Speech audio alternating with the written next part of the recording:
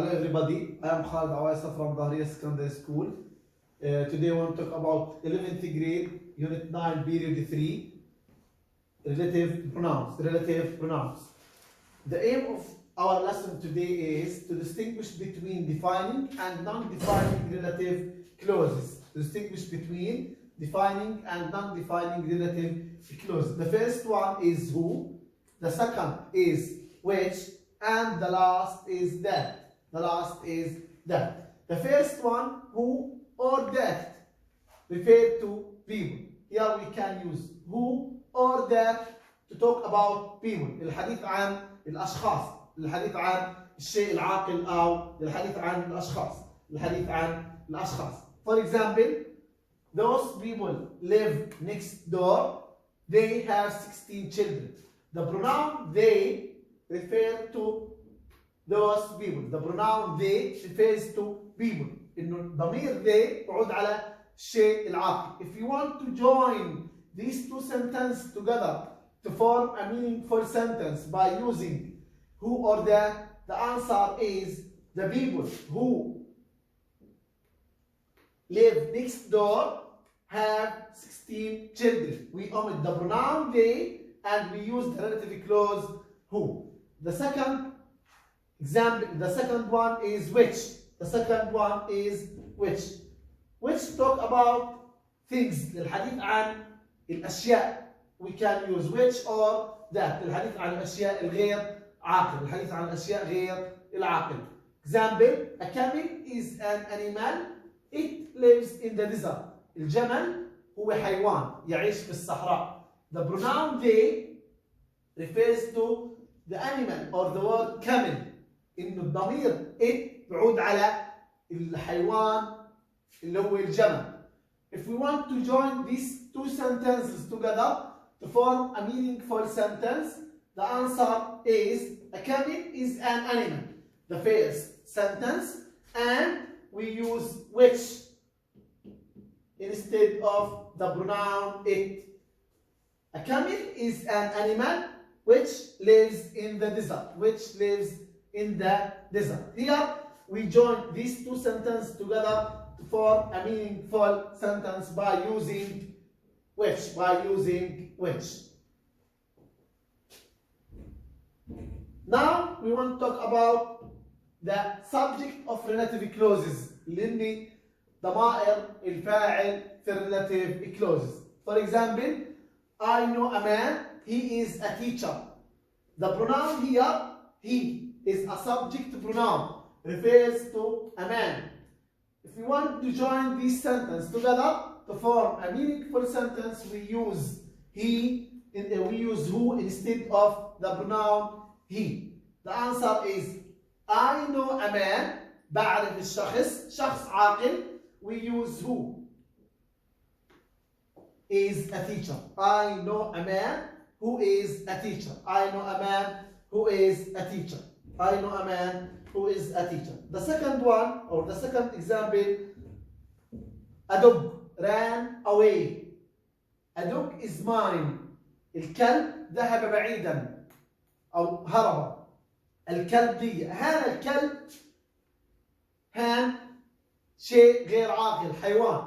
We use which instead of noun dog اللي هو اسم الكلب. بنستخدم dog بدل هانا ثنتين نستخدم وحدة بتصير the dog which ran away is mine. The dog which ran away is mine. Now, the most important things in this, the most important thing can never be omitted. الشيء المهم إنه هان ما بنقدر نحذف غير الضمير في الجملة. الشيء المهم ما بنقدر نحذفه. الobject of relative clauses اللي هو ضمير المفعول به في relative clauses. For example, I spoke to a man. I had met him. Him بتعود على refer to a man. I spoke to a man. شيء عاقل. أنا تحدثت إلى شخص قابلته مسبقا. The answer I spoke to a man. لأن كلمة man معناها شخص عاقل نستخدم بعديها هو. We omit the pronoun him. The answer I spoke to a man who I had met before. Who I had met before. Example number 2. That's the book. إنه الكتاب. I read it last week. هذا الكتاب قرأته الأسبوع الماضي. It refers to the book. Here we omit it and the answer become that's the book which I read last week. Which I read last week. Can be omitted in defining relative clauses. إذا بنحذف الضمائر الأوبجكت في defining relative clause. نحذف الضمائر في defining relative clause. Here the defining relative clauses are who, whom, which, that, when, and where. In non-defining relative clauses, who, whom, which, when, where. That cannot be in non-defining or cannot be non-defining relative clauses. Cannot be non-defining relative clauses. So defining relative clauses important.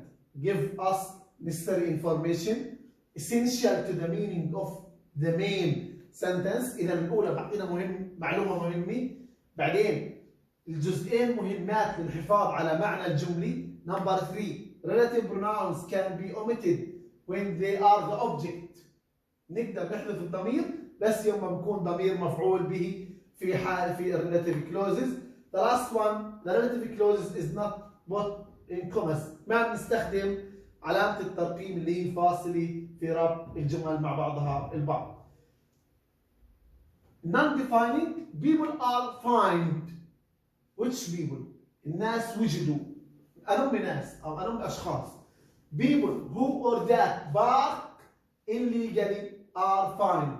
الناس اللي اصطفوا بطريقة غير شرعية أو بطريقة غير قانونية وجدناهم. Which people? I give us those people who bark illegally. Sentence number 2 or example number 2. The story was boring. Which story? القصة مملة. جملة غير تامة المعنى. We have to have an important information. The story which or that I read. القصة التي قرأتها yesterday was boring. القصة التي قرأتها بالأمس مملة جدا. Which story? هذه المعلومة. The one I read yesterday. The one I read yesterday. Non-defining relative clauses. They give extra information. بعطينا معلومة إضافية. 2. Not essential to the meaning of the sentence. معلومته غير مهمة لمعنى في الجملة. 3. Relative pronouns cannot be omitted. ما بنقدر نحذف relative pronouns. 3. That cannot be used. ما بنقدر نستخدم that في non-defining relative clauses. The last one, the relative clause is put in commas. هذه إنه مستخدم علامة الترقيم الفاصلي في non-defining relative clause. Examples: My uncle lives next door. He owns a horse. The pronoun he refers to my uncle. The answer: my uncle, comma, who owns a horse, comma, live next door. Here, comma, comma. إذا non-defining we use commas. Example number 2. My dog is called Sue. I found it on the street. Dog, الكلب, اسمه Sue. It refers to the dog, my dog. The answer is my dog, comma, which I found on the street is called Sue. Here we use commas. Look at the picture here. Horse. Here is two exercises about relative clauses. I want to answer one. The first one here and the first one here, and you complete. The man sent you this letter is my cousin. The man إشي عاقل. نستخدم which or whose or whom or who. العاقل نستخدم له إيش؟ who. The answer is who. Exercise number 2. Rewrite the following sentence. إعادة كتابة الجمل باستخدام أداة الوصل الموجودة في الأقواس. Do you know that man? He is standing over there. He بتعود على that man. That man معناها الشخص. نستخدم العاقل. The answer is Do you know that man who is standing over there? Here is the exercise about relative clause and thank you.